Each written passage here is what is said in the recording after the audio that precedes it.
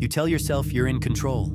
You swear you'll stick to the diet, finish the project, quit the bad habit, and wake up early. But here you are again, scrolling, snacking, stalling. Another day wasted, another promise broken, another lie swallowed. Why? Why can't you control yourself? Because you're not fighting a habit. You're not battling temptation. You're at war with yourself. A war between who you are and who you know you could be. A war between the person who wants greatness and the ghost who craves comfort. And right now, the ghost is winning. Self-control isn't about willpower. It's about identity. You keep failing because you haven't decided who you are. You haven't drawn a line in the sand and said, "This is me. This is not me." You're floating in the middle, a ship without an anchor, blown by every craving, distraction, and excuse. You think you're weak? You're confused. You're letting your impulses, your fears, and your past mistakes define you. You've handed the reins to the wrong version of yourself, the one that's addicted to instant gratification, the one that's terrified of discomfort, the one that's mastered the art of self-sabotage. The truth is, you can't control yourself because you're feeding the wrong voice. There are two people inside you. One is the visionary, the part of you that sets goals, dreams big, and craves a life of purpose. The other is the ghost, the part that whispers, "Just one more bite. Skip the workout. Tomorrow's a better day." The ghost isn't evil. It's scared. It's addicted to safety. It'd rather keep you small than risk failure, judgment, or pain. And every time you listen to it, you starve the visionary. You teach yourself that the ghost is in charge. But this isn't just about snacks or skipped workouts.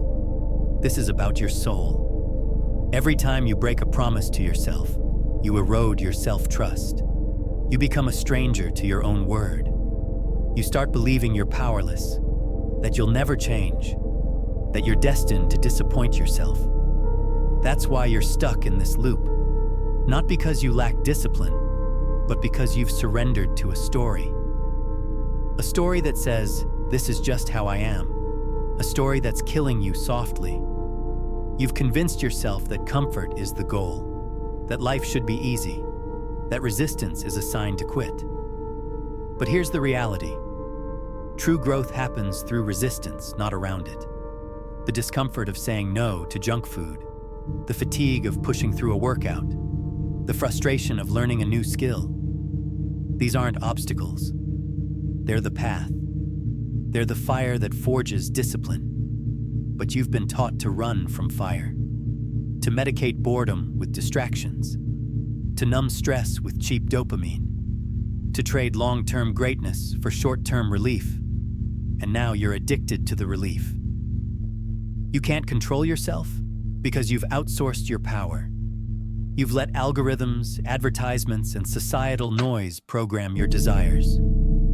You're chasing someone else's definition of happiness. You're trying to control your behavior without first controlling your mind. Without asking, what do I truly want? Who do I want to become? Until you answer those questions, you'll keep drifting. You'll keep letting the ghost win. But there's hope. Self-control isn't a gift. It's a skill, a muscle. And like any muscle, it weakens when unused and strengthens when tested. The problem? You've been skipping the tests. You've been avoiding the hard choices, the boring routines, the silent battles that build character. You've confused self-care with self-indulgence. Real self-care isn't bubble baths and cheat days. It's saying no to what hurts you, even when it feels good. It's showing up for your future self, even when your present self wants to quit. You're stuck in routines you didn't choose, scrolling before bed, snacking when stressed, procrastinating when challenged. These aren't bad habits. They're survival mechanisms. Your brain defaults to what's easy because it's wired to conserve energy. But you're not here to survive. You're here to thrive. And thriving requires rewiring. It requires interrupting autopilot with intention.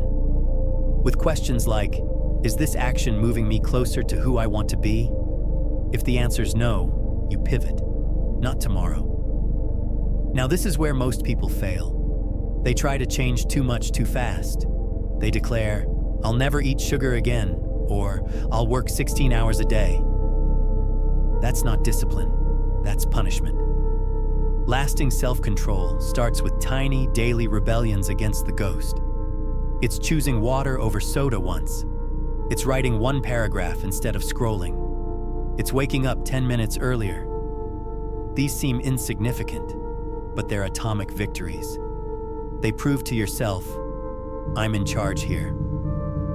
Over time, these victories compound. They rebuild your self-trust.